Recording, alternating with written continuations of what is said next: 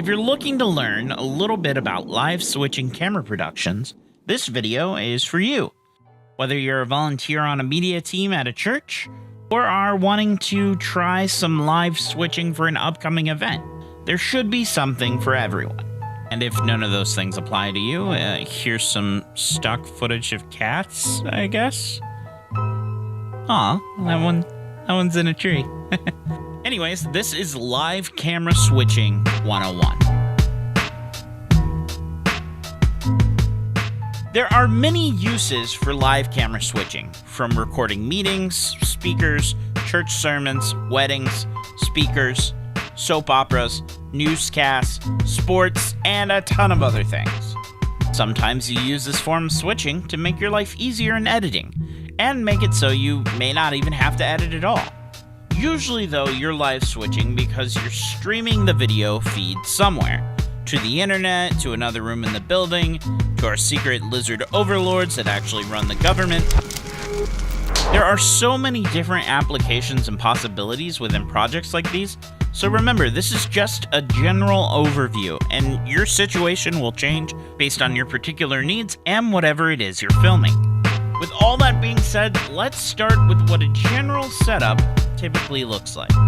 In most live switching setups, you'll have 2 or more cameras to work with, and some sort of computer setup that you're running all the footage to.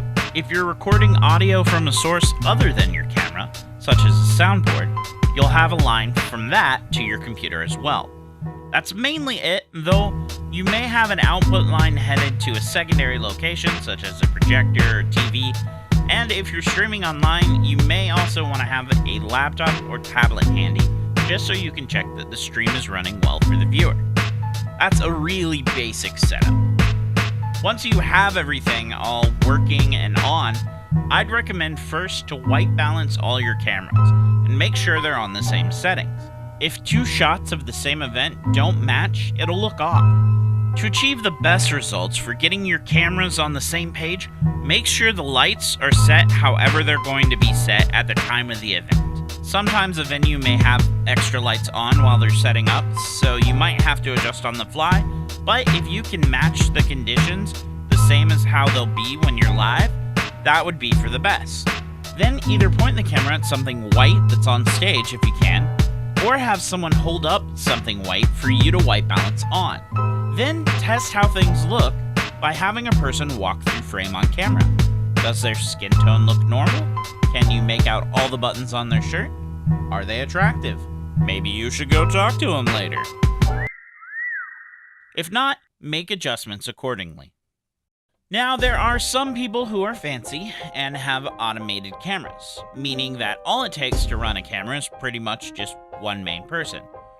For a shoot with automated cameras, you want to take time to plan out shots ahead of time. Most automated rigs allow you to program shots for each camera, so that all you have to do live is hit the shots you already set up and then adjust from there. How you set these shots up is completely up to you, but I'd suggest labeling them with the best description for them, such as stage wide, podium medium, speaker close up, flags, sunset, Bigfoot, whatever the case may call for. Presetting your shots will also help with focusing your camera, as you're also predetermining what that'll be set at as well. Even if you don't know exactly where people will be, you can get a baseline set and then make adjustments on the fly.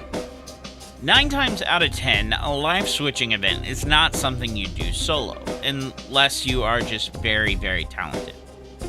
Or a cephalopod.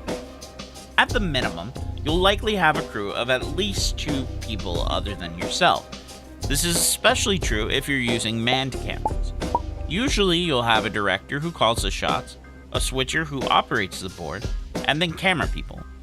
Cameras and their operators are referred to by the number they line up in the room from left to right.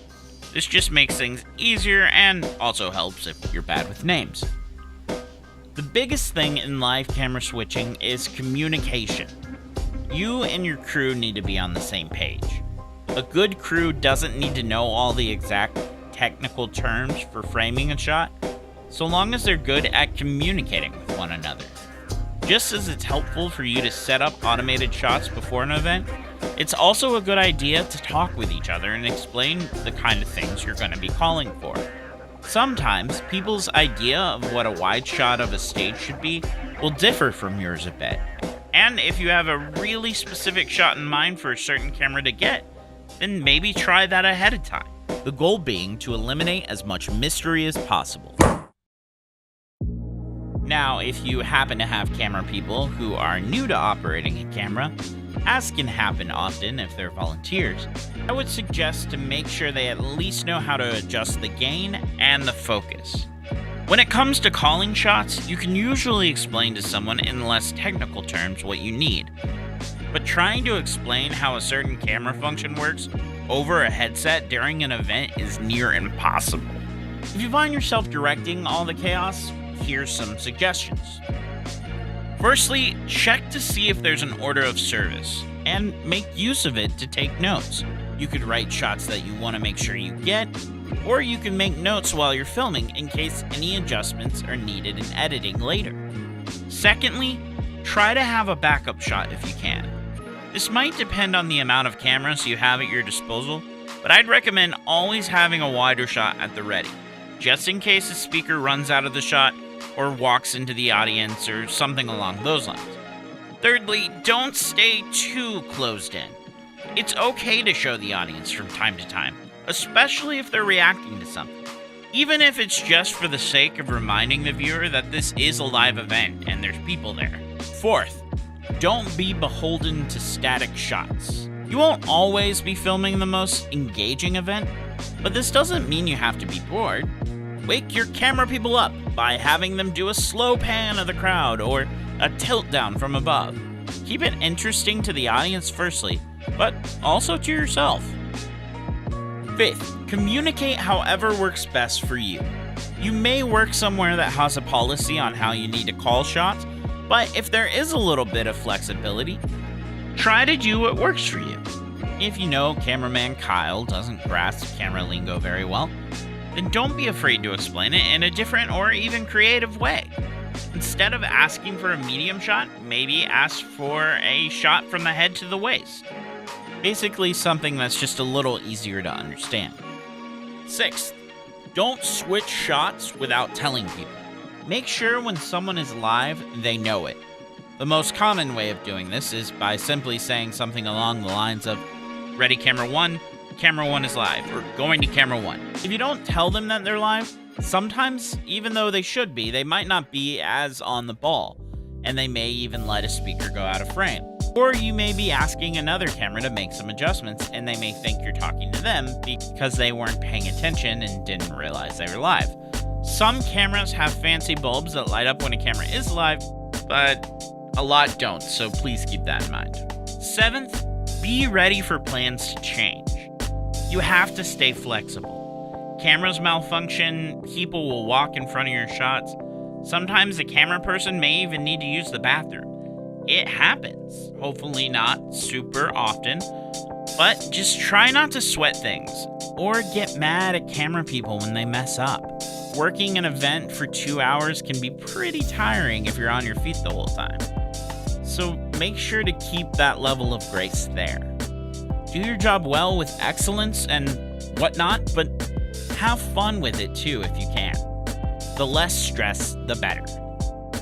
So that's all for this video.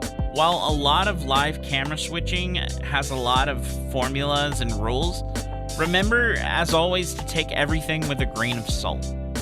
This is a form of filmmaking, and film is art, even if it's a video for clients. So try not to get too bogged down on rules or the way things need to be. You've got a story to tell, so tell it how you want to tell it. Hey, if you like this video, maybe consider giving it a like. If there's anything else you'd like to hear me cover, let me know down in the comments. And if you think this video would be helpful, feel free to share it. Thanks for watching.